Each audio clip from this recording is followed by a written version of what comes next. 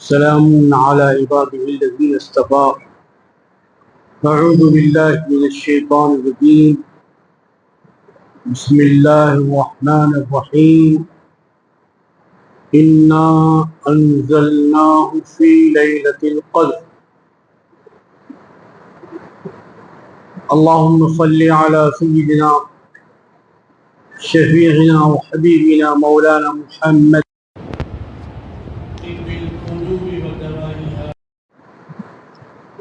کا انتظار تھا۔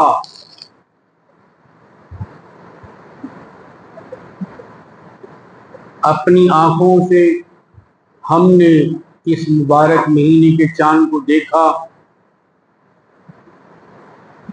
دعا پڑھی، جس کے استقبال کے لیے ہم خوشی خوشی اپنے اندر ایک ایمانی جذبہ محسوس کر رہے تھے۔ اب وہی مبارک مہینہ رخصتی کی گھڑیوں میں آ گیا، لیکن اس سے پہلے کہ رخصت ہو جاتا، اللہ پاک نے آخری دہے کے اندر چند ایسی حکمتیں اور راز کی باتیں رکھ دی ہیں، اور پھر ان کو حاصل کرنے کے لیے ہمارے اندر ایک جذبہ پیدا فرمایا۔ جس رات کو خود اللہ پاک نے قدر کی رات فرمایا، تو کیا کوئی انسان اس رات کی قدر کو کما کو بیان کر سکتا ہے؟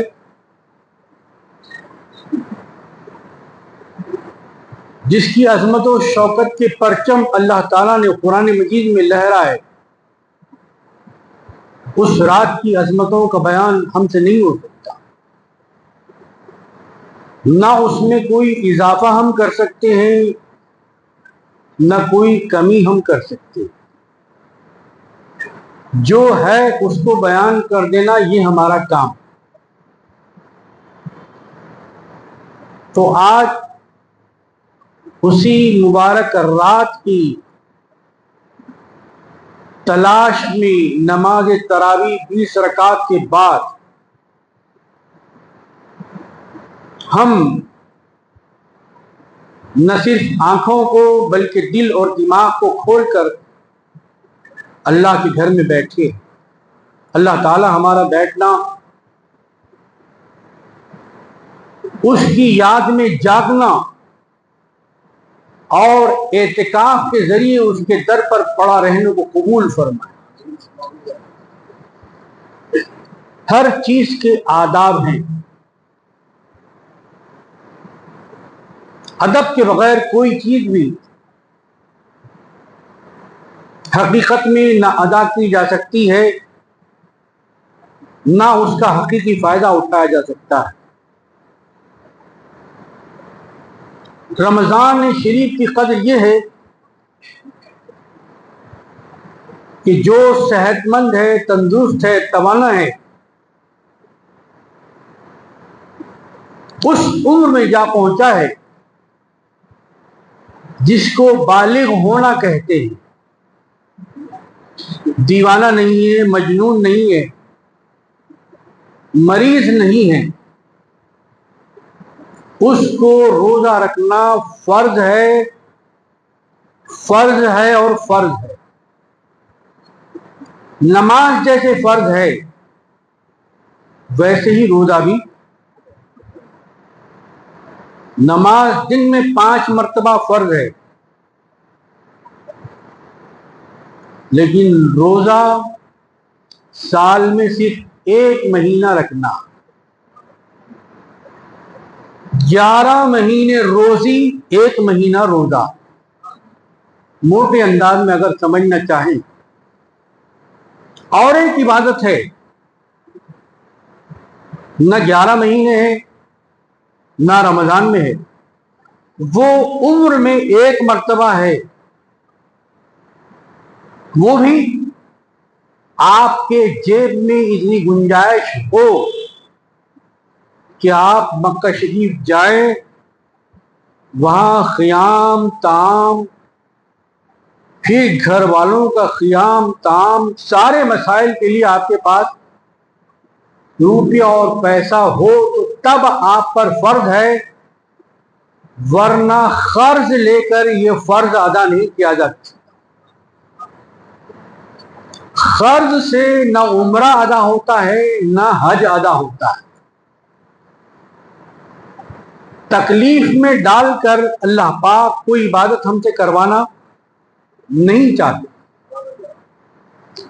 خود رمضان شریف کے روزے جب فرض کیے گئے تو اللہ تعالیٰ نے بالکل ہم کو ایک اسکول کے استاد جیسے اپنے اسٹوڈنٹ کو سمجھاتے ہیں، اے لوگوں تم پر یہ روزے فرض کیے گئے، گھبرانے کی بات نہیں، ایسا تم پر ہی فرض کیا جا رہا ہے، تم سے پہلے جو امتی گزری ہیں ان پر بھی یہ روزے فرض تھے، ان کا انداز اور تھا، تمہارا انداز اور ہے۔ دوسری بات جو اللہ تعالیٰ اس کو بالکل آسان بنا کے پیش کرتے ہیں، ایام معدودات، اے لوگوں گھبرانے کی ضرورت نہیں، یہ بالکل گنتی کے چند دن ہیں، گنتی کے دیکھے دیکھے تک نکل جاتے ہیں۔ دیکھیں نا 20 روزے نکل گئے، کیا باقی رہ گئے؟ اب یہ اللہ تعالیٰ پر ہے، چاند دیکھنا ہمارا کام ہے، چاند نکالنا ہمارا کام نہیں ہے۔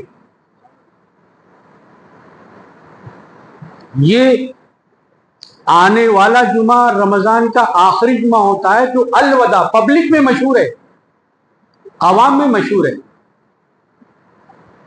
شرعی طور پر ایسی کوئی بات نہیں ہے۔ یہ جمعہ بھی ہو سکتا ہے، آئندہ جمعہ بھی ہو سکتا ہے، آخری جمعہ رمضان جائے گا تو کیا پھر یہ رمضان نہیں آئے گا؟ 1400 سال سے آ رہا ہے، استقبال بھی ہے، پبلک کی زبان میں الوداع ہے۔ بہرحال 30 کا ہو یا 29 کا ہو، اللہ کے بندوں کا کام یہ ہے کہ اللہ تعالیٰ کے حکم کی پابجائی کریں، اپنی طرف سے جلدی نہ کریں۔ اس تکلیف میں آپ کو ڈالا ہی نہیں گیا، جس زمین پر آپ رہتے ہیں، آپ کا گھر ہے، آپ چلتے پھرتے اٹھتے بیٹھتے ہیں، اسی زمین سے آپ کو چاند دیکھنا ہے، پہاڑ پر جانے کے لیے نہیں کہا گیا، تکلیف میں ڈالا ہی نہیں گیا آپ کو۔ جب پہاڑ پر چڑھنا نہیں کہا گیا تو کیا دوربین لگا کے دیکھنے کے لیے کہا گیا؟ ایسے بھی نہیں کہا گیا۔ چاند کو آنکھ سے دیکھنا ہے، دوربین سے نہیں دیکھنا ہے، دوربین سے دیکھیں گے بہت سی دنیا دکھے گی آپ۔ تو یہ تکلیفیں جو اللہ نے ہم پر ڈالی نہیں، ہم اس تکلیفوں میں پڑ گئے۔ کیا آپ کی بینائی چلی گئی ہے؟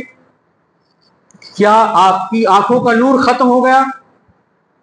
کیا آپ کی آنکھوں میں طاقت نہیں ہے؟ آپ بغیر اینک کے بھی دیکھ سکتے ہیں، اینک کے ساتھ بھی آپ کو تکلیف میں ڈالا ہی نہیں گیا بھائی۔ کیوں نہیں ڈالا گیا؟ اللہ تعالیٰ فرماتے ہیں کہ بندہ کتنا طاقتور ہے مجھے معلوم، بندہ کتنا کمزور ہے مجھے معلوم۔ اللہ تم پر آسانی چاہتا ہے، تم پر تنگی نہیں چاہتا۔ یہ سارے مسائل کو ہم نے کھڑا کر دیا۔ جہاں روزوں کا بیان ہے وہیں پر اللہ تعالیٰ فرما ہے یرید اللہ بکم اليسر ولا یرید بکم العسر۔ یسر کہتے ہیں آسانی کو، اور عین سے عسر کہتے ہیں تنگی کو۔ زندگی میں اتار چڑھاؤ آتے رہتے، کبھی تنگی ہوتی ہے، کبھی فراخی ہوتی ہے۔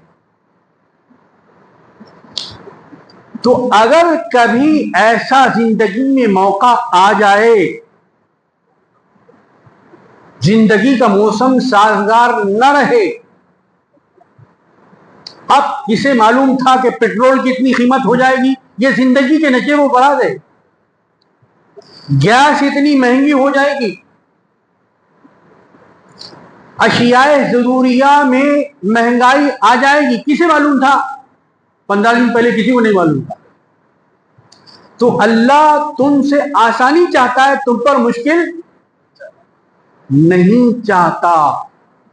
ایک سورہ کے اندر بھی اللہ تعالیٰ نے یہ لفظ جو قرآن کی آیت میں استعمال فرمایا، ان مع العسر یسرا، ان مع العسر، دو مرتبہ یہ آیت اللہ تعالیٰ ریپیٹ فرمایا۔ اللہ والے، مبلغین اسلام، داعیان دین لاکھوں میں، ہر ایک کی مثال دیتے رہے تو اس کا وقت نہیں رہتا، اس لیے جو مشہور ہستیاں ہوتی ہیں ان کی مثال دی جاتی ہے۔ حضرت پیران پیر غوث اعظم دستگیر رحمت اللہ علیہ علم حاصل کرنے کے لیے ایران سے عراق کو گئے۔ ایران میں جیلانی جہاں پیدا ہوئے، آپ کا وطن ایران ہے، آپ کا مدفن عراق ہے، بغداد ہے، جہاں سے علم حاصل کرنے کے لیے آپ گئے، کتنے پیسے لے گئے، کتنا توشہ، کتنے دن تک کام آتا؟ آپ فرماتے ہیں کہ جب توشہ پیسے ختم ہو گئے، فاقوں پہ فاقے ہونے لگے، بزرگوں نے مصیبتیں اٹھا کے یہ دین ہم تک پھیلایا، تو اس دین کی قدر کرنی چاہیے، نا قدری، دین کی بھی قدر کرنا ہے، رات کی بھی قدر کرنا ہے، ذات کی بھی قدر کرنا ہے۔ قرآن یہ سب چیزیں سکھاتا ہے۔ آپ فرماتے کہ مجھے ایسی بھوک لگتی، کھانے کے لیے دانا نہ ہوتا، اتنی کمزوری ہو جاتی کہ میں بھوک کی وجہ سے زمین پر آ رہتا، لیٹ جاتا، حرکت کرنے کی طاقت بھی نہیں رہتی، لیکن پھر مجھے اللہ تعالیٰ قرآن مجید کی آیت یاد دلاتا، وہ میں پڑھتا۔ کیا پڑھتا میں؟ ان مع العسر یسرا، ان مع العسر، بے شک تنگی کے بعد آسانی ہے، یہ اللہ کا نظام ہے، دستور الہی ہے۔ جب یہ آیت میں پڑھتا تو اللہ تعالیٰ اس کے ذریعے سے ایسی طاقت دیتا کہ میں پھر اٹھ کے بیٹھے۔ قرآن میں اثر ہے، زبان میں بھی اثر ہونا چاہیے۔ کوئی پڑھ رہا ہے اگر اثر نہیں ہو رہا ہے تو قرآن کی تاثیر اپنی جگہ حق ہے، مسلمہ ہے، پڑھنے والے کی زبان بھی متقی ہونی چاہیے، تقوی میں ڈوبی ہوئی ہونی چاہیے، متقی ہونا چاہیے۔ کوئی بھی پڑھے گا تو ظاہر ہے قرآن کا اثر تو اپنی جگہ ہے، لیکن پڑھنے والے کا اثر، موٹی مثال ہماری جو عام زندگی ہے، فلاں ڈاکٹر صاحب کے ہاتھ میں بڑی شفا ہے، وہاں جائیے۔ اب اس ڈاکٹر صاحب کے مذہب کے متعلق ہم بحث نہیں کرتے، وہ مسلم بھی ہو سکتا ہے، غیر مسلم بھی ہو سکتا ہے۔ جہاں علاج کا موقع آیا ہم یہ کہتے ہیں فلاں ڈاکٹر کے ہاتھ میں شفا ہے، تو اللہ کے کلام میں شفا نہیں ہے، اللہ کے کلام میں طاقت نہیں ہے۔ موٹی بات ہر ایک کے سمجھ میں آنے والی، جب اللہ اس ڈاکٹر کے ہاتھ میں شفا دے سکتا ہے تو قرآن میں بھی شفا دیتا ہے۔ شروع سے لے کر آخر تک قرآن شفا ہی شفا ہے۔ اس لیے جب رمضان شریف کی بات آئی تو اللہ تعالیٰ نے فرمایا، ارے مومنو، یہ وہ مہینہ ہے جس میں ہم نے قرآن کو نازل کیا۔ اللہ اکبر! کیا سمجھتے ہو تم اس مہینے کو؟ یہ قرآن عورتوں کے لیے بھی ہے، مردوں کے لیے بھی ہے، نوجوانوں کے لیے بھی ہے، بچوں کے لیے بھی ہے، لیکن ہمارا جو تاثر ہے کہ یہ قرآن مردوں کے لیے، ایسا نہیں، پہلے زندوں کے لیے۔ اب وہ انسان چاہے مسجد میں نماز پڑھاتا ہو یا ہوا میں پلین چلاتا ہو، آفس میں کام کرتا ہو یا دفتر میں مینیجر ہو، سائنٹسٹ ہو، کارڈیالوجسٹ ہو یا ڈینٹسٹ ہو، ہر ایک کے لیے قرآن کام کرتا ہے۔ کیوں؟ قرآن اسی مبارک مہینے میں اللہ تعالیٰ نے، تو یہ قرآن مجید کے اندر اللہ تعالیٰ نے 12 مہینوں میں ایک مہینے کا نام لیا۔ وہ مہینہ کون سا ہے؟ رمضان شریف کا مہینہ۔ رمضان، میم کو جزم نہیں ہے، میم کو زبر ہے۔ رمضان رمضان ہم بول لیتے ہیں، لیکن اصل لفظ جو ہے رمضان۔ قرآن شریف میں بھی یہی آیا۔ الفاظ کے ساتھ ساتھ قرآن مجید میں پروننسیشن، اسی کا نام ہے تجوید۔ اگر ہم یہ نہ سیکھیں، اور یہ کوئی مشکل نہیں، آپ کمپیوٹر سیکھ سکتے ہیں، آپ بڑی سے بڑی کمپنی کا ہنر جانتے ہیں، آپ فضا میں اڑنا جانتے ہیں، لیکن کیا بات ہے کہ چھوٹا سا کورس آپ سیکھ نہیں سکتے؟ ایک لفظ آپ کو بتاتا ہوں، صاد اور لام، اللہم صلی علی محمد، اے پروردگار عالم درود نازل فرما، رحمت نازل فرما، کس پر؟ ہمارے آقا محمد رسول اللہ صلی اللہ علیہ وسلم۔ تو صاد اور لام کے معنی کیا آتے ہیں؟ رحمت نازل کرنے کی، نازل فرما۔ سین اور لام اس کے معنی بھی سلی آتے ہیں، سلی، صلی، سلی۔ دیکھیں دونوں میں پروننسیشن میں فرق ہے۔ سلی کے معنی درود نازل فرما، سین لام سلی کے معنی تلوار کھینچ لے۔ کتنے معنی بدل گئے بتائیے آپ؟ تو تجوید سیکھنا ضروری ہوا کہ نہیں ہوا؟ اگر ہم صاد کی بجائے سین پڑھ لیتے ہیں تو معنی کتنے بدل گئے؟ نعوذ باللہ۔ میں سمجھانے کے لیے عرض کر رہا ہوں آپ، اللہم صلی علی محمد، اے اللہ حضور پر تلوار کھینچ لے، نعوذ باللہ من ذالک۔ یہ معنی ہو گیا میرے بھائی۔ یقیناً عربی نازک ہے، لیکن سیکھ لے تو آپ کے قابو کی بھی۔ اس زبان سے آپ انگریزی بھی سیکھ سکتے ہیں، اس زبان سے فرنچ بھی آپ بول سکتے ہیں، اس زبان سے فارسی بھی آپ سیکھ سکتے ہیں۔ کیا بات ہے کہ آپ کی مذہبی کتاب کی زبان آپ سیکھ نہیں سکتے؟ اس کے لیے آپ کے پاس وقت نہیں ہے، اس کے لیے ٹائم نہیں ہے، تو اب اس سے بڑی محرومی کی کیا بات؟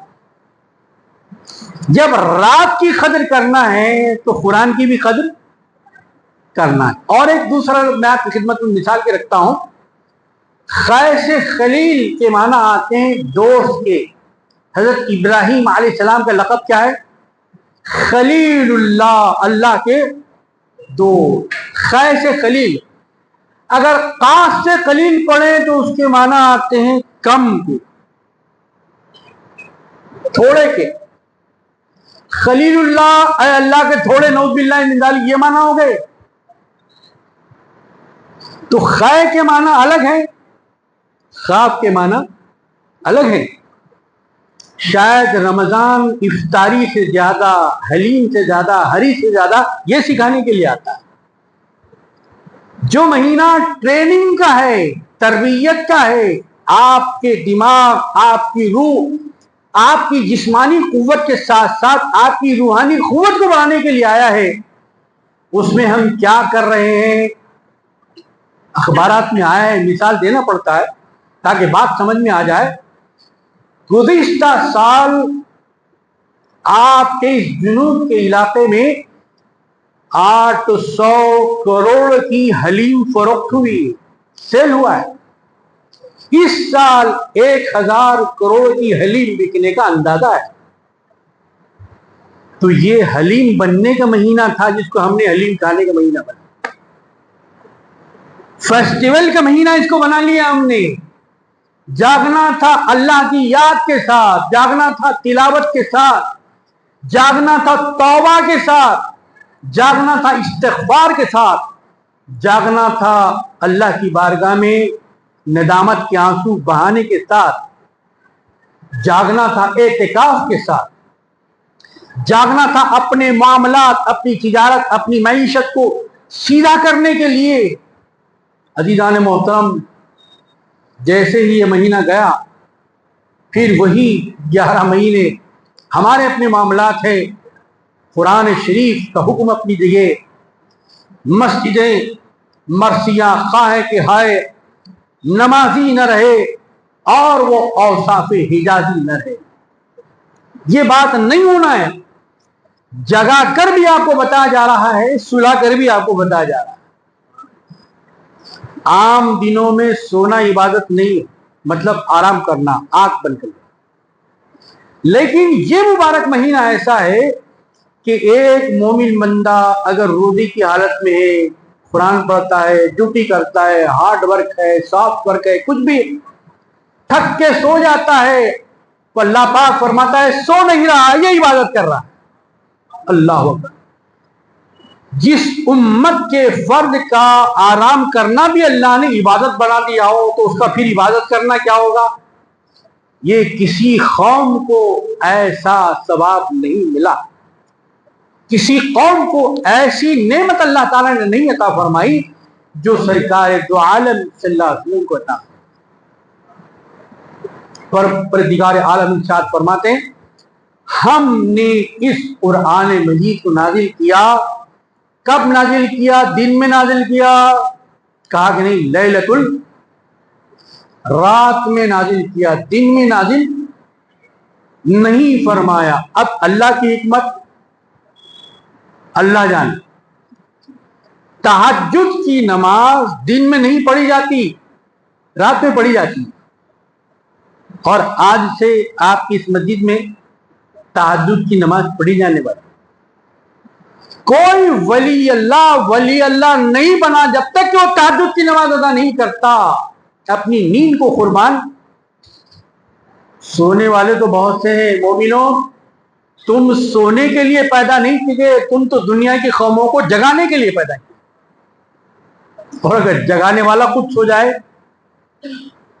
امانت کی حفاظت کرنے والا خود خیانت کرے، ماں باپ کی عزت و عظمت کرنے والا خود ماں باپ کا قتل کرے، اپنے مسلمان بھائی کو خون دینے والا اپنے مسلمان بھائی کا خون لے، تو پھر مسلمان اور مسلمانیت کہاں باقی رہی؟ یہ ساری باتیں رمضان شریف یاد دلانے کے لیے آتا ہے، یہ بتانے کے لیے آتا ہے کہ مومنوں رمضانی نہ بنو، رحمانی بنو، کیونکہ ایمان منتھلی نہیں ہے، ایمان ہاف ایئرلی نہیں ہے، ایمان ایئرلی نہیں ہے، ایک ہفتے کا، 2 ہفتے کا، 1 سال کا نہیں ہوتا۔ ایمان تو جب سے آپ مسلمان گھرانے میں پیدا ہوئے اس وقت سے لے کر جب آپ اللہ کی بارگاہ میں حاضر ہوں گے تب تک آپ مسلمان ہیں۔ اللہ اکبر۔ تو یہ لباس تقوی، یہ لباس اطاعت پہنانے کے لیے آتا ہے رمضان۔ اب تک تو دن میں جاگ رہے تھے، اب یہ موقع آ گیا ہے، اب رات میں جاگ کر بھی اپنے اللہ کو یاد، اور اس آخری دہے میں یہ عزم، یہ ارادہ، یہ نیت کر کے بیٹھو جیسا ایک سائل خادم کسی مخدوم کے در پہ جاتا ہے، ایک فقیر کسی امیر کے گھر پہ جاتا ہے، یہ نیت کر کے جاتا ہے کہ جب تک یہاں سے کچھ نہیں لوں گا یہاں سے ٹلنے والا نہیں ہوں، میں یہاں سے کچھ لے کے ہی جاؤں گا۔ ایک معتکف کے لیے یہ خوشخبری ہے۔ اعتکاف کیا ہے؟ اللہ کے لیے ساری دنیا کو چھوڑ دینا، ٹوٹ جانا، رابطہ منقطع کر دینا۔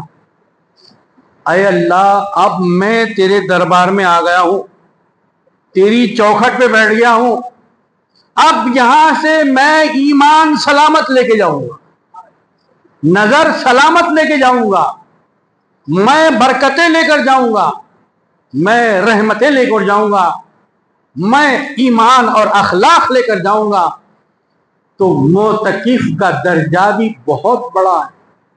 ساری بستی سے ایک آدمی بھی اگر بیٹھ گیا اعتکاف، ساری بستی کا وہ نمائندہ ہو گیا. اس کا ایک بیٹھنا پوری بستی کا بیٹھنا ہے. کیا خوش نصیب ہے، تو شکر گزار رہیے جو آپ کی بستی میں معتکف ہے. بہت بڑا مقام ہے. اگر خدا نہ خواستہ ایک آدمی بھی نہیں بیٹھا، ہر بستی کے آدمی سے اللہ تعالیٰ سوال کرنے والے کیوں نہیں بیٹھا.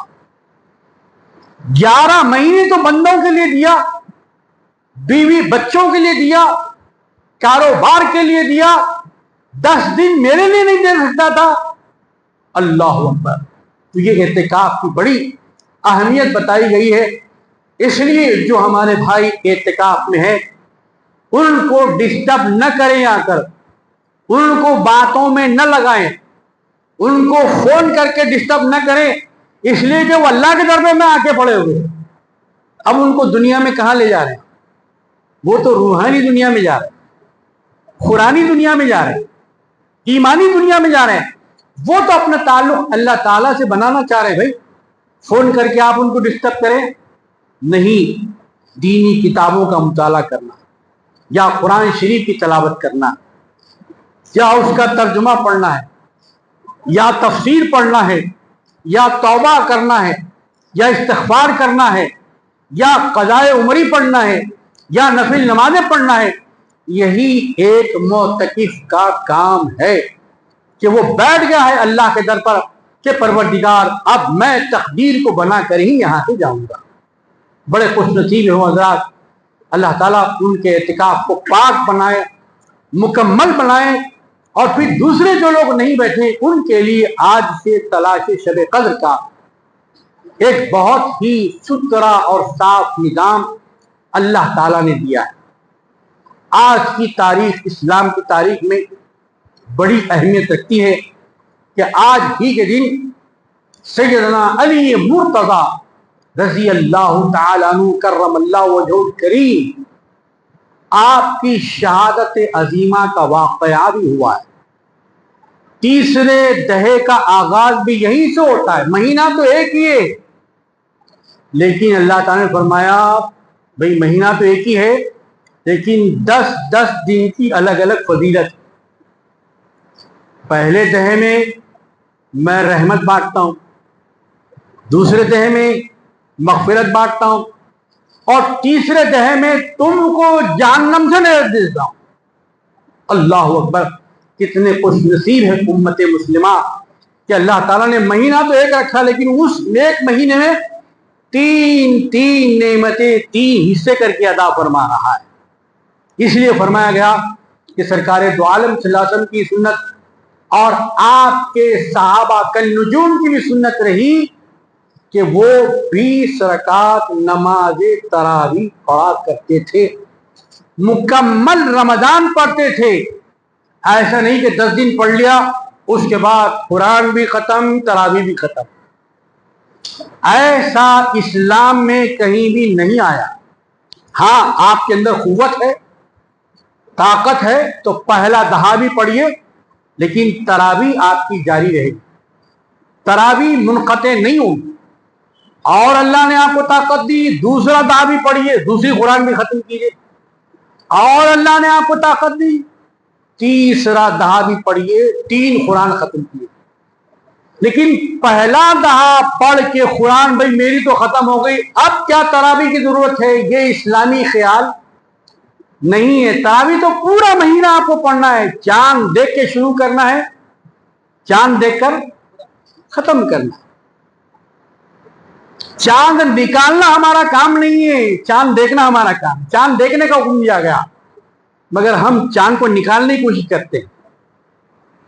کوئی بھی نہیں بتا سکتا، غیب کا علم اللہ. چاہے 29 کا ہو، ہم چاند کے غلام نہیں ہیں، چاند کے بنانے والے پروردگار کے غلام. اسی لیے سرکار دو عالم صلی اللہ علیہ وسلم نے کیا کیا؟ اے لوگوں جب چاند دیکھو تو دعا پڑھو، چاند دیکھنے کی بھی دعا ہے.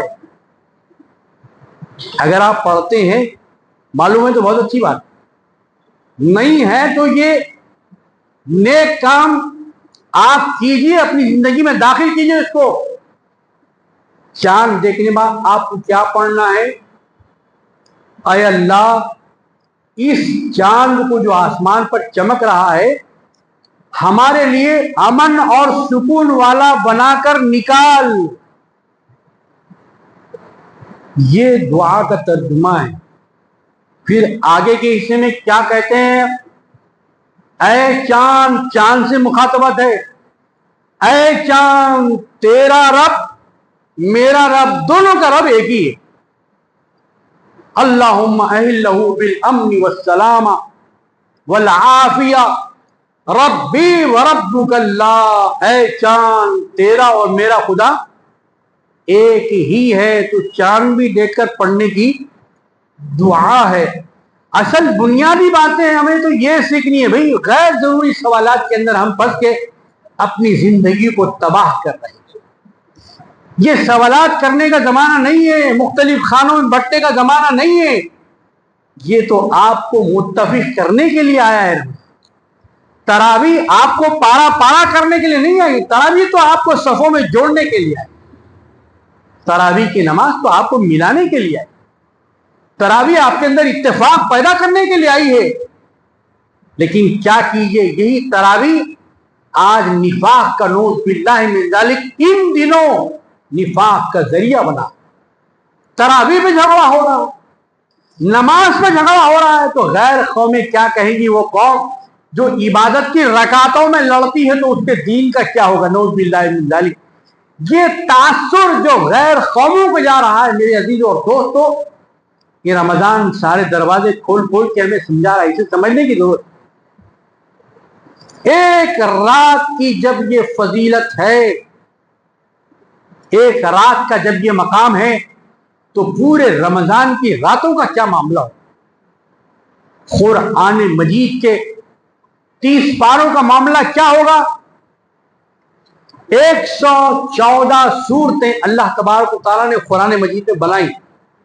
اگر آپ پڑھنا چاہتے ہیں روزانہ ایک سورہ پڑھیے تو مطلب یہ ہوا کہ آپ 114 دنوں میں قرآن شریف، آپ کا تعلق قرآن شریف سے بندھا رہے. لیکن ہوا کیا؟ حافظ صاحب بھی قرآن شریف پڑھیں گے تو ہم کو تو نہیں آتا.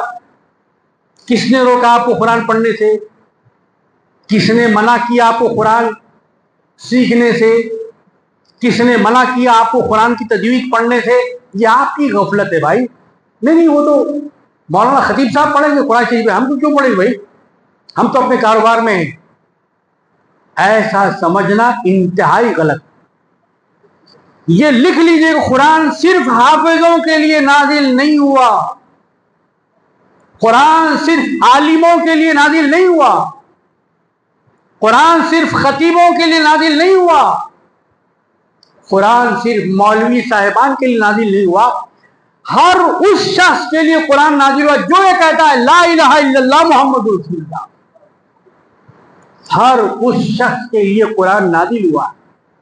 حافظوں کے لیے مخصوص کرنا، مفتیوں کے لیے مخصوص کرنا، یہ کوئی اچھی بات نہیں ہے. سرکار دو عالم صلی اللہ علیہ وسلم نے بھی کتنی توجہ دلائی اس امت. خدا کی قسم وہ نعمتیں جو پچھلی امتوں کو نہیں ملی سرکار نے اپنے دونوں ہاتھوں سے تقسیم فرمائے. کیونکہ آپ رحمت للعالمین ہیں بھائی، رحمت للعالمین ہیں. کیسی کیسی نعمتیں دی لیکن ہم ان سے غافل. غیروں کے در پہ جا کے بھیک مانگتے ہیں، وہ سرکار ہم کو عطا فرما رہے ہیں، وہ ہم لینے کے لیے تیار نہیں. سرکار دو عالم صلی اللہ علیہ وسلم ارشاد فرمایا خیرکم من تعلم القرآن وعلمہ. بہترین کون ہے؟ ہمارے پاس جو اسٹیٹس ہے، جو معیار ہے، ہم سمجھتے ہیں جس کے پاس 50,000 کا موبائل، جس کے پاس 10 لاکھ کی گاڑی ہو، جس کے پاس 2 کروڑ کی بلڈنگ ہو، جس کے پاس بہترین پوشاک ہو، لیکن سرکار دو عالم صلی اللہ علیہ وسلم اچھے مسلمان کی نشانی بتا رہے. اچھا انسان وہ ہو سکتا ہے لیکن اچھا مسلمان کون ہے؟ بہترین مسلمان کون ہے؟ کہ تم میں بہترین مسلمان وہ ہے جو کلام اللہ کو سیکھے اور دوسروں کو سکھائے. یہ معیار ہمارے ذہن میں ہے. کبھی آتا ہے ہمیں خیال بہتری کا کہ سرکار نے کتنی بہترین چیز بتائی, کتنا بہترین نسخہ بتایا, لیکن آج قرآن کی خدمت کرنے والوں کا کیا حال ہے؟ قرآن کی خدمت کرنے والوں کا کیا معاملہ ہے؟ کیسے وہ پیسے کے لیے ترستے ہیں اور دوسرے ہیلے بہانے تراشتے ہیں تو پھر کہیں نہ کہیں پکڑے جاتے ہیں. سرکار دو عالم صلی اللہ علیہ وسلم نے ارشاد فرمایا اگر تمہاری آواز اچھی ہے تو اچھی آواز بھی خدا کا عطیہ ہے.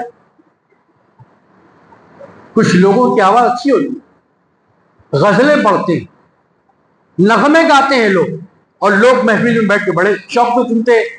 سرکار دو عالم نے فرمایا اے لوگوں, تمہاری آواز اگر اچھی ہے تو قرآن کو اپنی اچھی آوازوں سے زینت دو, قرآن کو سنوار کے پڑھو. اسی کا نام ہے تجوید. اچھی آواز ہے تو قرآن پڑھو, اس سے تمہارے گھروں میں برکت نازل, تمہارے کاروبار میں ترقی ہوگی, تمہارا مال جلنے سے بچے گا, اولاد نہیں ہے تو اولاد ہوگی, تمہاری عمر میں ترقی ہوگی, تمہارے جو رکے ہوئے کام ہے وہ قرآن کی برکت سے اللہ تعالیٰ بنا دے گا. اس لیے بھی قرآن سے دوستی کرو. یہ قرآن اگر تم دنیا میں یاد رکھیں گے, قیامت میں قرآن تم کو یاد رکھے گا. پروردگار سب سو جاتے تھے لیکن یہ جاگ کے مجھے پڑھتا تھا.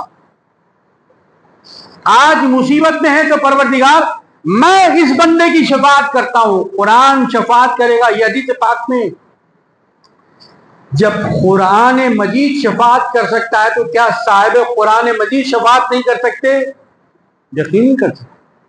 معصوم بچے جو بچپن میں کسی وجہ سے انتقال کر گئے, پانی میں ڈوب کے مرے یا آگ میں جل کے مرے یا کسی اور وجہ سے مر گئے, وہ چھوٹے چھوٹے بچے اپنے ماں باپ کی سفارش کریں گے یا پروردگار عالم ہمارے ماں باپ کے بارے میں ہماری سفارش کو قبول فرما. ایسے ہی قرآن شریف بھی شفیع ہے, شفیع شفاعت کرنے والا ہے. یہ ساری باتیں کتابوں میں موجود ہے, لیکن آج مسئلہ ہمارا یہ ہے, یہ اچھی سی کتابیں ہم سے چھوٹ گئی, اچھی سی باتیں ہم سے چھوٹ گئی, اچھی اچھی سنگتیں صحبتیں ہم سے چھوٹ گئی. ظاہر ہے جیسی صحبتوں میں رہیں گے, جیسی سنگتوں میں رہیں گے, اگر عطار کی صحبت میں رہیں گے عطر نہ خریدیے, کپوں میں خوشبو آ جائے گی, اور کوئلے والے کی صحبت میں بیٹھیں گے خود بخود کوئلے کا رنگ کپڑوں پہ آ جائے. بزرگوں نے مثالیں دے دے کے سمجھایا. قرآن مجید میں بھی اللہ تعالیٰ نے مثالیں دی. کیسی مثال دی؟ انسان کو سمجھ میں آ جائے. کس کی مثال دی؟ مچھر کی مثال اللہ تعالیٰ نے قرآن میں دی. غار والوں کی مثال اللہ تعالیٰ نے دی. اونٹ کی مثال اللہ تعالیٰ نے دی. ہاتھی کی مثال اللہ نے دی. گائے کا پورا واقعہ 2.5 پارے میں ہے.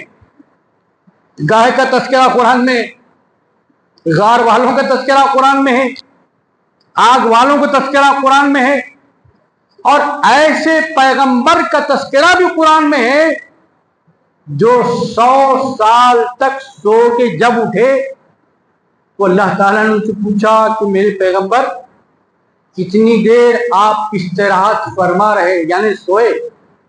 میں کہ پروردگار دن کا کچھ حصہ. کہا کہ نہیں اے پیغمبر, آپ پورے 100 سال سو کے اٹھے. یہ قرآن مجید میں ہے. ان کا نام کیا ہو سکتا ہے؟ اگر آپ قرآن مجید کی تلاوت کرتے ہیں, ترجمے سے پڑھتے ہیں, تفسیر کا شوق ہے تو نور علی نور. یہ سب جوانی میں ہی کرنے کے کام. جب داڑھی سفید پھر اس کے بعد لال ہونی شروع ہوتی ہے، یہ جب کے کام نہیں ہے، جوانی کے ہی کام ہے، جوانی میں ہی سب کرنا ہے۔ ان پیغمبر گرامی کا نام نامی، اس میں گرامی حضرت عزیر علیہ السلام ہے۔ ایک جھاڑ کے نیچے اپنا توشہ انہوں نے رکھا، آرام کرنے کے لیے لیٹ گئے۔ جب سو کے اٹھے تو 100 سال گزر گئے تھے۔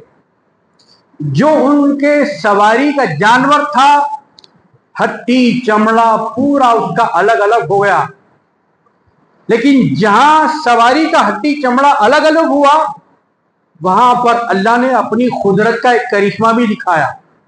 یہ پیغمبر کا معجزہ بھی، اے میرے پیغمبر اپنی سواری کو دیکھو، پروردگار یہ تو ٹوٹ پھوٹ گیا، اس کی ہڈی چمڑا تو بالکل الگ ہوئے، ذرا اپنے اس توشے کو دیکھو جو گھر سے لے گئے تھے اور جھاڑ پر ٹنگا ہوا ہے۔ جب لے کر پیغمبر نے اپنے ٹفن کو دیکھا تو جب گھر سے لے کے نکلے تھے بالکل ویسی تازے کا تازہ، اس میں کوئی تبدیلی نہیں آئی تھی۔ یہ قرآن مجید کے اندر ہے۔ نوٹ بندی کا قصہ بھی قرآن مجید کے اندر ہے، سارے قصے اس کے اندر ہے، لیکن ہم کیا قرآن مجید کو پڑھنے کے لیے تیار ہیں؟ کیا سمجھنے کے لیے تیار ہیں؟ کیا اس کی تجوید سیکھنے کے لیے تیار ہیں؟ کیا اس سے دوستی برقرار رکھنے کے لیے تیار ہے؟ اگر 11 مہینے کسی نے نہیں کیا ہے، اللہ تعالیٰ فرما رہے ہیں بھائی کم از کم یہ مہینہ تو آ گیا ہے نا، اے بندے ذرا جاگ لے، ذرا توبہ کر لے، ذرا پڑھ لے، ذرا لکھ لے، تاکہ تیری بخشش کی کوئی گنجائش نکل جائے، تجھے معاف کرنے کا کوئی ہیلا مل جائے۔ بزرگوں نے فرمایا رحمت حق بہا نمی جوید، بہا نمی جوید، اللہ تعالیٰ کی رحمت بخشنے کے لیے، معاف کرنے کے لیے ایک ہیلا اور بہانہ ڈھونڈتی ہے، وہ بہانہ ڈھونڈتی ہے، بہا نہیں دیتی ہے۔ تو یہ بھی ایک بہانہ ہے۔ لیلۃ القدر خیر من الف شہر، الف مینس 1000۔ چونکہ قصے کہانیوں سے انسان کو بڑی سمجھیے آپ دلچسپی ہوتی، تو اللہ تعالیٰ نے انسانی ذہن کے مطابق قرآن شریف کے اندر بھی واقعات بیان کرنا، یوسف علیہ السلام کا قصہ بیان فرمایا، ہاتھی والوں کا قصہ بیان فرمایا، وہ چیونٹی کا قصہ بھی اللہ نے بیان فرمایا جو چیونٹی حضرت سلیمان علیہ السلام کی گفتگو کو سن لی تھی۔ اللہ کیا کہا تھا اس نے؟ اے چونٹیوں جلدی جلدی اپنے گھروں میں بلوں میں چلی جاؤ، اس لیے کہ سلیمان پیغمبر کا لشکر آ رہا ہے، کہیں وہ لشکر کے قدموں تلے تم راند نہ دیے جاؤ۔ اللہ اکبر۔ یہ واقعہ بھی قرآن شریف کے اندر، چونٹی کی ذات کتنی، اب اس کا منہ کتنا، اس کے اندر زبان کتنی۔ حضرت سلیمان علیہ السلام اللہ کا شکر ادا کرتے، پروردگار تو نے کیا طاقت عطا فرمائی، چونٹی تو سینکڑوں میل دور کہہ رہی لیکن سلیمان علیہ السلام کے کان سن رہے ہیں۔ پیغمبر عام انسانوں جیسے نہیں ہوتے، یا عام انسان پیغمبر جیسے نہیں ہوتے۔ پیغمبر کی ذات، پیغمبر کی بات، پیغمبر کا کلام، پیغمبر کا سلام ساری دنیا سے اونچا ہوتا ہے، تبھی تو وہ پیغمبر بنا کر بھیجائے جاتے ہیں۔ تو عزیزان محترم، الف کہتے ہیں 1000 کو۔ عربوں میں بھی قصہ کہانی جیسے 4 درویشوں کا قصہ ہے، ویسے ہی 1001 نائٹ، 1001 راتیں، یہ تو انگلش میں کہا جاتا ہے۔ عربی میں کیا کہا جائے اس کو؟ الف لیلہ و لیلہ، الف 1000، لیلہ رات، اور پھر 1 رات۔ تو یہ جا کر عوام میں کیا ہو گئی؟ الف لیلہ۔ اس کا کوئی مطلب ہی نہیں، نہ اس کا کوئی معنی ہے۔ الف تو الف بے کی تختی کا الف ہوا، دراصل وہ کیا ہے؟ الف ہے، الف، ہزار. لیلۃ القدر خیر من الف شہر. شہر اردو میں اگر کہتے ہیں شہر کے معنی سٹی کیا ہے، لیکن عربی میں اگر شہر کہیں تو شہر کے معنی آتے ہیں رمضان کے، جی مہینے کے معنی. شہر رمضان الذی انزل فیہ القرآن. اے لوگو، یہ رمضان کا مہینہ وہ ہے جس میں اللہ تعالیٰ نے قرآن مجید کو نازل فرمایا. اور کس شان سے نازل فرمایا، کس شوکت و وجہ سے نازل فرمایا، یہ بھی خدا کی بڑی عجیب طاقت و قوت. حضرت جبریل علیہ السلام اللہ کے حکم سے لے کے آتے تھے. 23 سال میں یہ قرآن مجید نازل ہوا. سرکار دو عالم صلی اللہ علیہ وسلم کی حیات مبارکہ میں 23 سال 20 پر 3 حضرت جبریل علیہ السلام آتے رہے جاتے رہے، آتے رہے جاتے. حضرت جبریل علیہ السلام کا مکان کہاں پر ہے؟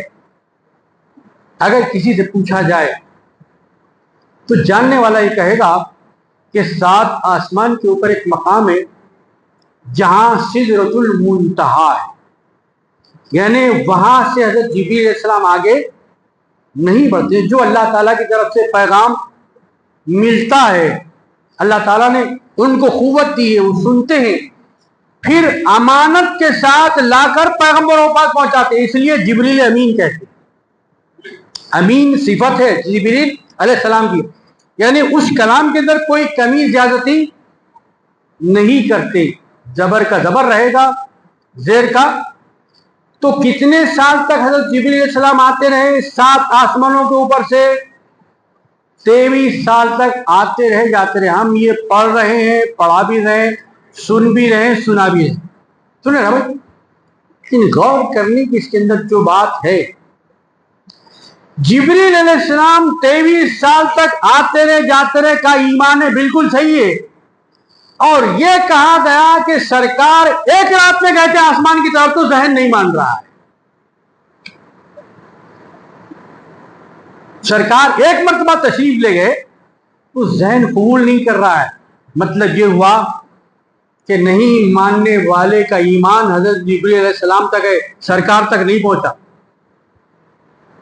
ارے بھائی، فرشتوں کے سردار تو 23 سال آ اور جا سکتے ہیں، اور نبیوں کے سردار ایک مرتبہ بھی نہیں جا سکتے. سوچنے والی بات. قرآن رحمت ہے زمین سے آسمان کی طرف، دسترخوان من و سلوا کا رحمت ہے آسمان سے زمین کی طرف.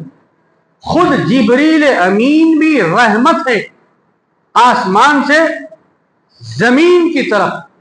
بارش بھی رحمت ہے آسمان سے زمین کی طرف. زبور بھی رحمت ہے، انجیل بھی رحمت ہے، توریت بھی رحمت ہے، صحیفہ موسیٰ بھی رحمت ہے، صحیفہ ابراہیم بھی رحمت ہے. سب آسمان سے زمین کی طرف. لیکن 27 رجب ایسا ہوا کہ رحمت آسمان سے زمین کی طرف نہیں آئی، بلکہ زمین سے آسمان کی طرف گئی. وہ ہر عالم کی رحمت ہے. کسی عالم میں رہ جاتے، یہ ان کی مہربانی ہے کہ یہ عالم پسند آئے. اگر ڈیپ میں جانے کا آپ کو شوق ہے، اگر حقیقت کو معلوم کرنے کی طلب آپ کے اندر ہے، تو آپ کو معلوم ہوگا سطح سمندر پر تیرنے والے ہیرے موتی نہیں نکالتے. جو اندر غوطہ لگاتا ہے، تہ میں جاتا ہے، اس کو ہیرے موتی مرجان ملتے. تو دین کی گہری تعلیمات میں جانے والوں کو اللہ نے یہ راز بتایا کہ تم نے چونکہ محنت کی ہے، ہماری طرف تم نے آنے کی جستجو کی ہے، تمہارے اندر علم کی توف ہے، تو ہم تمہارے لیے علم کے دروازے کھولتے ہیں. لو یہ راز ہم تم کو دے رہے ہیں، عام انسان نہیں جانتا۔ تو ایسے لوگوں نے راز کی باتیں لی جو انسان برداشت کر سکتے تھے، ہضم کر سکتے تھے، ان کے حلق سے نیچے اتر سکتا تھا، ایسے لوگوں کو وہ باتیں بتا گئے۔ کیا بتائے؟ ہم کہتے ہیں کہ الحمدللہ رب العالمین، عالم ایک کو کہتے ہیں، عالمان دو عالم، عالمین جمع ہو گئے، یہ سنگولر کا صیغہ نہیں ہے، پلورل فارم ہے، یعنی کئی عالم۔ تو عالمین کا مطلب کتنے عالمین ہیں؟ اللہ نے یہ راز الہام کے ذریعے اس امت کے اپنے چہیتے بندوں پر نازل کیا، دروازہ کھولا، بتایا کہ جو لائق دکھے اس کو بتاؤ، اور جو لائق سے پہلے نہ لکھا ہوا ہے اس کو مت بتاؤ۔ کیا بتایا گیا ان کو؟ کہ اس کائنات میں اللہ نے 18,000 عالم بنائے، 18,000۔ ابھی ہم ایک ہی عالم کے اندر گردش کر رہے ہیں۔ ستاروں کا ایک عالم، سیاروں کا ایک عالم، فرشتوں کا ایک عالم ہے، خوشی کا ایک عالم ہے، علم کا ایک عالم ہے، غیب کا ایک عالم ہے، پیغمبروں کا ایک عالم ہے، عالمین ہی عالمین ہے۔ پروردگار عالم نے جب وہ راز بتایا تو فرمایا کہ 18,000 عالم آسمانوں میں رکھی، 18,000 عالم میں سے 8 جو عالم ہیں وہ 8,000 کہاں ہیں؟ وہ آسمانوں میں رکھی۔ پھر اس کے بعد جو 8,000 عالم ہیں وہ زمینوں میں رکھے گئے، 8 اور 8 16 ہو گئے۔ اب 2,000 عالم باقی بچے۔ کہا 1,000 عالم انڈے دینے والی مخلوق میں ہے اور 1,000 عالم بچے دینے والی مخلوق۔ میرے عزیزوں اور دوستوں، اس طریقے سے وہ ہر عالم کی رحمت ہے، کسی عالم میں رہ جاتے، یہ ان کی مہربانی ہے کہ سرکار نے، پروردگار یہ عالم مجھے پسند ہے، جہاں میرے امتی میں بھی وہیں رہنا چاہتا ہوں۔ یہ سرکار دو عالم صلی اللہ علیہ وسلم کا رحمت کا معاملہ ہے۔ تو بتا لیلۃ القدر خیر من الف شہر، 1,000 مہینوں سے بہتر ہے یہ رات۔ اس لیے اس رات کو بتایا گیا کہ کیا آپ سو کر گنوانا چاہیں گے؟ نہیں، بلکہ جاگ کے گزاریں۔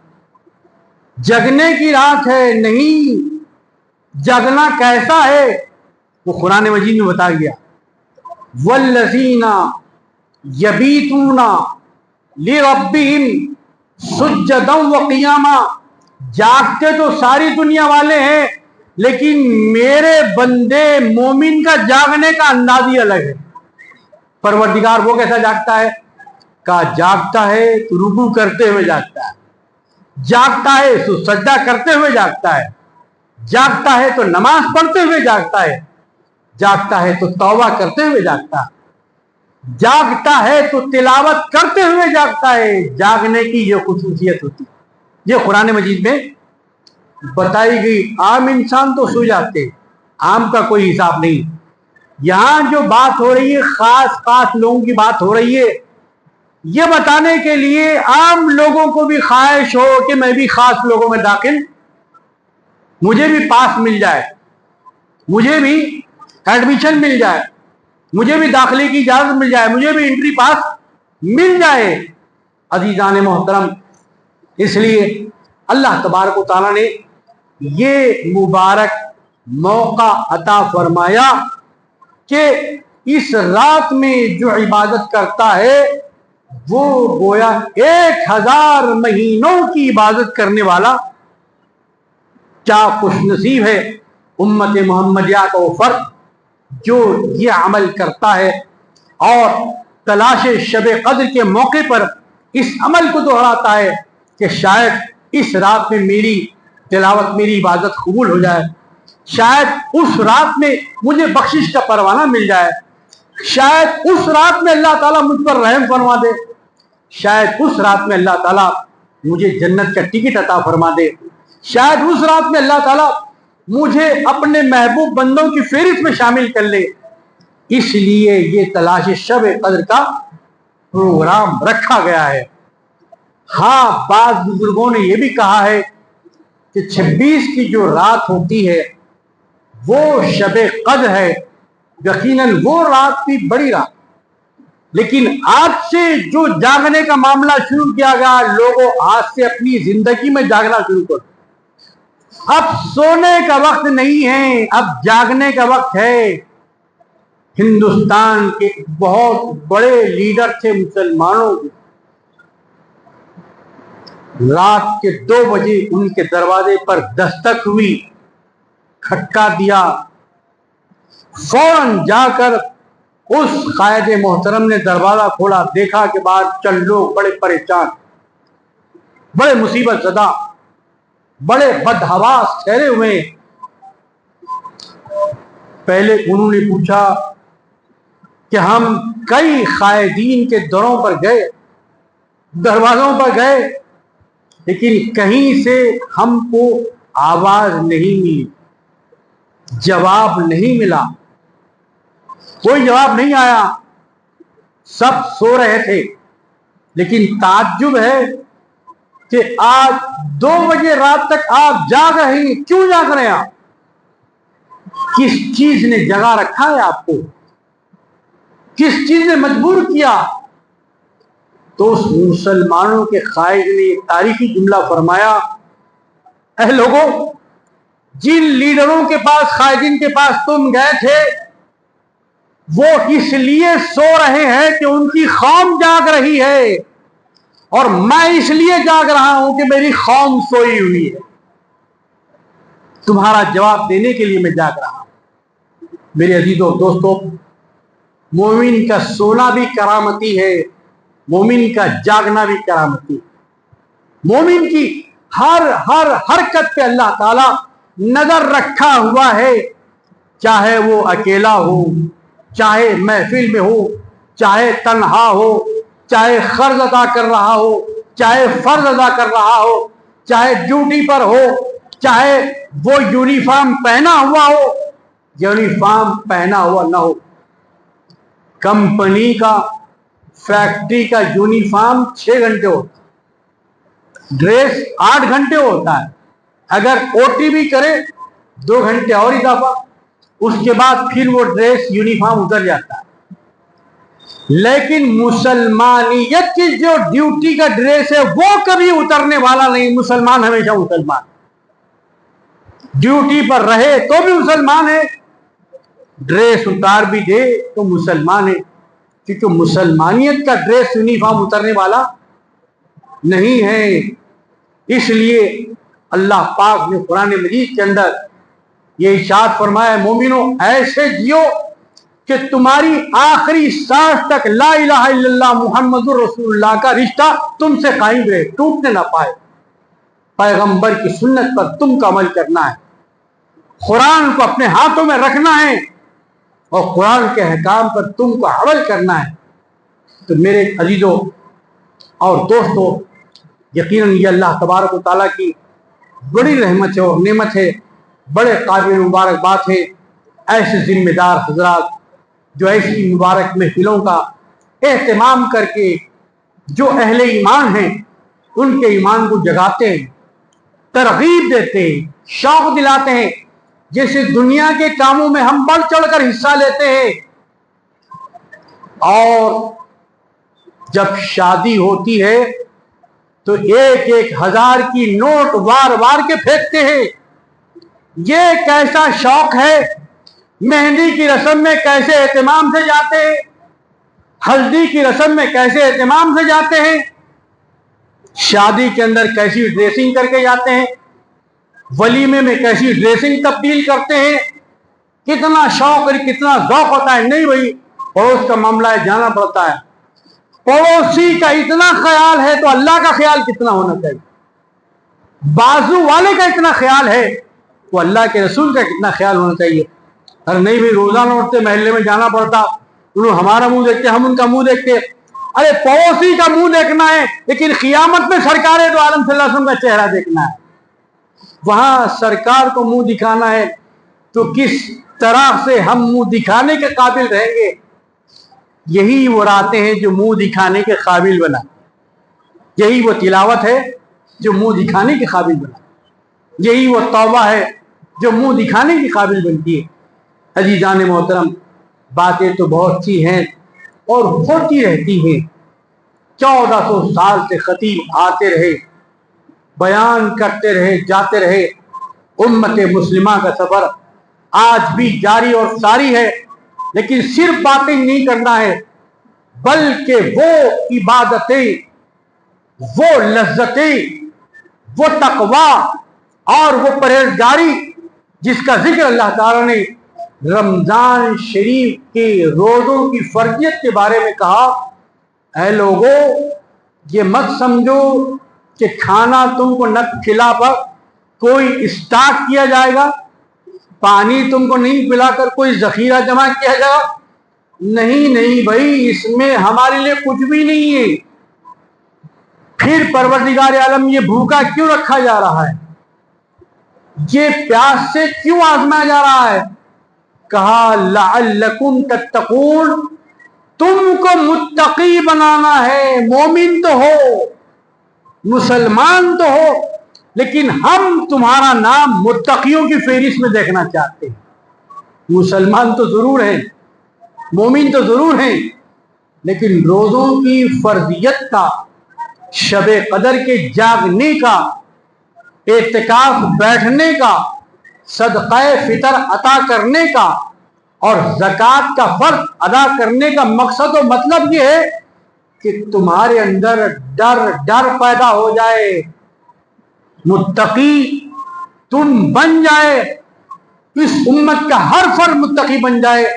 اس لیے ان روزوں کو فرض کیا گیا ہے، وہ چند دنوں کے لیے دیکھے تک نکل جائیں گے۔ میرے عزیزوں اور دوستوں، بزرگوں، تقویٰ کیا ہے؟ ہم یہ سکتے ہیں یہ تو بزرگوں کا کام ہے، بھی ہم کہاں سے ہو سکتا ہے؟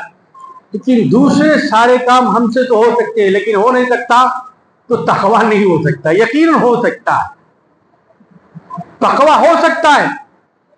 امام اعظم ابو حنیفہ النعمان بن ثابت کوفی رحمت اللہ علیہ، واقعے کربلا کے بعد آپ کی پیدائش ہوئی، آج کل کے نہیں ہے امام اعظم ابو حنیفہ رحمۃ اللہ علیہ، 1200 سال کا عرصہ ہو گیا۔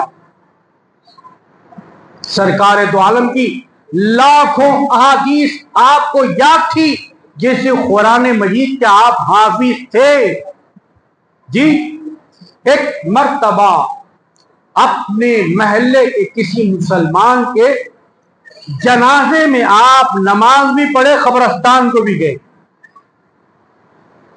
مسلمان بھائی اگر بیمار پڑ گیا، اس کی عیادت ایک مسلمان کرے، یہ مسلمان کا حق ہے۔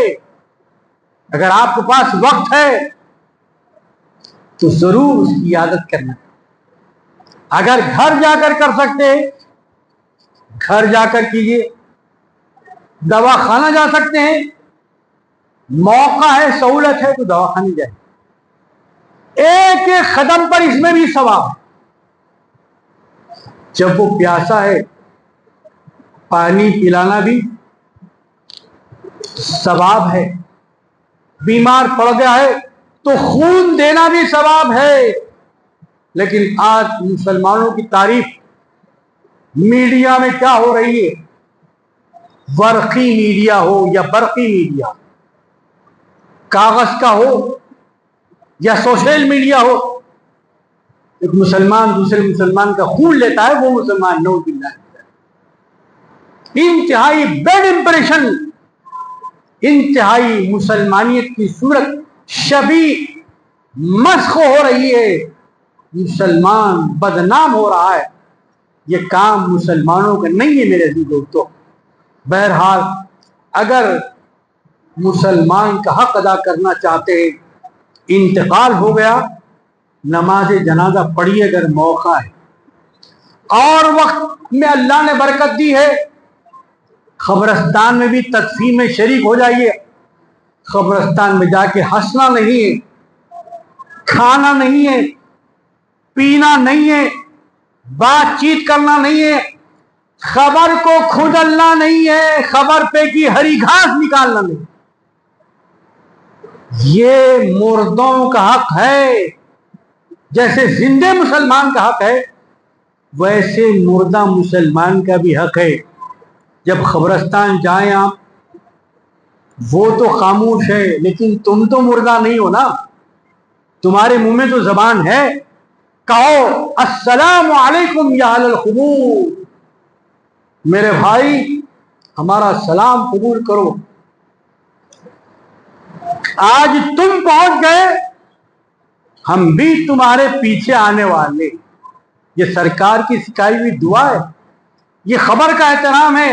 اگر اس خبر میں کچھ نہیں ہوتا تو خبر پہ نہ بیٹھنے کے لیے کیوں کہا جا رہا؟ اگر وہاں کوئی نہیں ہے تو پھر سلام کس کو کیا جا رہا ہے؟ بوریے کو کیا جا رہا ہے، مٹی کے ڈھیر کو ہے، کڑیوں کو ہے، خبر کے کتبے کو ہے، قبرستان کی دیواروں کو ہے۔ سلام کس کو ہے؟ السلام علیکم یا اہل القبور، اے خبروں میں رہنے والوں، پتہ چلا کہ خبر میں کوئی ہے جبھی تو اس کو سلام کیا جا رہا ہے۔ یہ الگ بات ہے، بول سکتا ہے لیکن تمہارے کانوں میں سننے کی طاقت نہیں، اللہ نے ان کو پابند کر دیا۔ تم تو بول سکتے ہو، تو قبرستان میں تدفین کے لیے جانا بھی آج کل تو رشتہ داروں ہی میں ملاقاتیں ہو رہی ہیں، یا شادی میں یا موتن۔ اتنا آج کا انسان مصروف دنیا، مصروف الدرہم، مصروف الروپیہ، مصروف الخواہشات ہو گیا ہے۔ بہرحال جو بات میں آپ کی خدمت میں رکھنے جا رہا ہوں وہ بڑی کام کی بات ہے۔ امام اعظم ابو حنیفۃ النعمان بن ثابت، یہ بھی ایک مسلمان تھے، اللہ کے بندے تھے، فرشتے نہیں تھے۔ ہم حیدرآباد میں پیدا ہوئے، وہ بغداد میں کوفہ میں پیدا، ان کا بھی چہرہ بشرا ہمارے جیسا تھا، لیکن انسان میں کتنا فرق ہوتا ہے، کتنا سینس ہوتا ہے، اور کتنی ایمان کی سائنس ہوتی ہے۔ میرے دوستو، ہم سائنس کے تو دیوانے بن گئے لیکن ایمان کی سینس اپنے اندر پیدا نہیں کرتے۔ اسلام سینس اور سائنس دونوں کا بدل۔ امام اعظم ابو حنیفہ رحمۃ اللہ علیہ گئے، گرمی کا زمانہ تھا جیسے زمانہ ہے، لوگ جا کے دیوار کے سائے میں کھڑے، امام کو بلائے، امام نہیں گئے، دھوپ میں ٹھہرے، برداشت کیا، پسینہ نکل رہا ہے، آسمان سے قہر برس رہا، اور یہ انڈیا کی دھوپ نہیں تھی، عربستان کی دھوپ ہے۔ جب تدفین عمل میں آ گئی، سب چل رہے تھے، امام سے پوچھا گیا، امام اتنی دھوپ، اتنی گرمی آپ نے برداشت فرمائی، وہ مکان کی دیوار کے سائے میں آپ نے آنا قبول نہیں کیا؟ کہ لوگوں، ایک راز کی بات ہے، ایک وجہ ہے، ایک سبب ہے جس کی وجہ سے میں اس مکان کی دیوار کے سائے میں نہیں آیا۔ میں آ سکتا تھا، اس لیے کہ اس مکان کے مکین نے مجھ سے قرض لیا ہوا ہے، اگر میں جا کر اس دیوار کے سائے میں ٹھہر جاتا تو کہیں وہ سایہ میرے لیے پیسوں کا قرض نہ بن جائے۔ اللہ اکبر، اسی کا نام ہے قرآن کی زبان میں تقوی۔ تو تقوی انسانوں کو ہی کرنا ہے، آسمان کے فرشتوں کو کرنا نہیں ہے۔ تو آج کی رات تقوی کی بھی رات، آج کی رات فتوے کی بھی رات، آج کی رات قدر کی بھی رات ہے۔ جب رات کی قدر کرنا ہے تو کیا ماں باپ کی قدر نہیں کرنا ہے، اساتذہ کی قدر نہیں کرنا ہے، مفتی صاحب کی قدر نہیں کرنا ہے، عالم صاحب کی قدر نہیں کرنا ہے، رشتہ داروں کی قدر نہیں کرنا ہے، یقیناً کرنا ہے۔ جب رات کی قدر اسلام سکھا رہا ہے تو ذات کی قدر بھی کرنا ہے ایک رات لیکن 1000 باتیں سکھا رہی ہے، 1000 اوراق کی کتاب ہے ایک رات۔ حضرت مولانا اس رات کو ہمارے نجات کی رات، اس رات میں ہمارا بیٹھنا، جاگنا، تلاوت کرنا، عبادت کرنا، اعتکاف کرنا، ان سب کو قبول فرما۔ امت مسلمہ کو عزت و نصرت فتح کامیابی عطا فرما۔ وآخر دعوانا الحمدللہ رب العالمین۔